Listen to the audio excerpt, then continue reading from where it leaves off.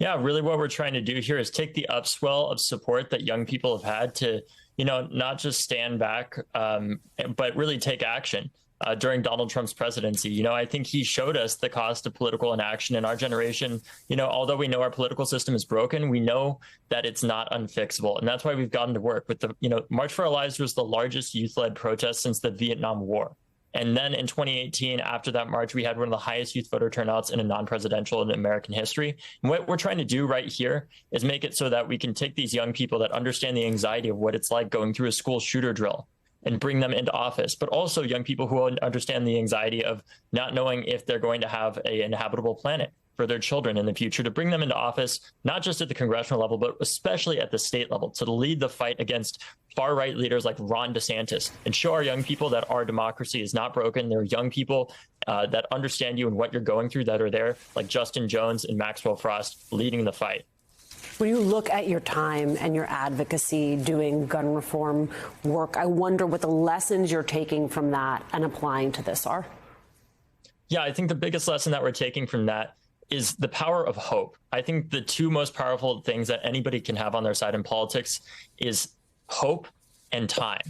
Right? Our generation knows that we can make change because we've seen it in our time. Many people said you'll never defeat Donald Trump. Young people will never turn out, but we turned out at the highest rate in American history as a voting generation to help change the presidency. And we did. We defeated an NRA puppet, an organization that many people said could never be defeated, but young people went out there and played a critical role in defeating them.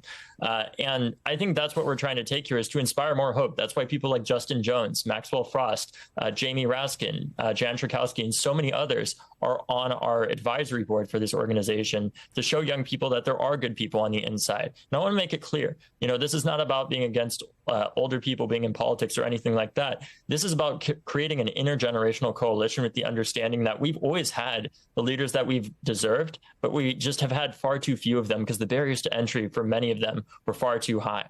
Well, speaking to those barriers to entry, Florida Congressman Maxwell Frost, of course, first Gen Zer in Congress, he's been really open about the cost of running for office, his struggle to, pay for an apartment in Washington, D.C. when he won. He said on Twitter last year, quote, "This ain't meant for people who don't already have money," which is, of course, a lot of young people. So then how does a group like yours address that struggle, especially when you sit down and you're doing candidate recruitment and someone may have faith in themselves, they may have a desire to do, but they may be like, dude, I don't know how I'm going to pay my bills. Yeah, well, that's part of what we want to help them, work through and understand that, part of the reason why our state legislatures especially are so vastly unrepresentative of our actual population is because in many states, they are not paid, frankly, a living salary whatsoever. And that invites corruption. That makes it so that only people who already have money can run for office a lot of the time. In some states, it's even less than $20,000 a year that some of these state legislators are paid, and in many others, it's much lower than that. And that's part of what we're doing. I worked with Kevin Latta, Maxwell Frost's campaign manager, on Maxwell's campaign because Maxwell was, prior to being in Congress, a March for Our Lives organizer. Mm-hmm.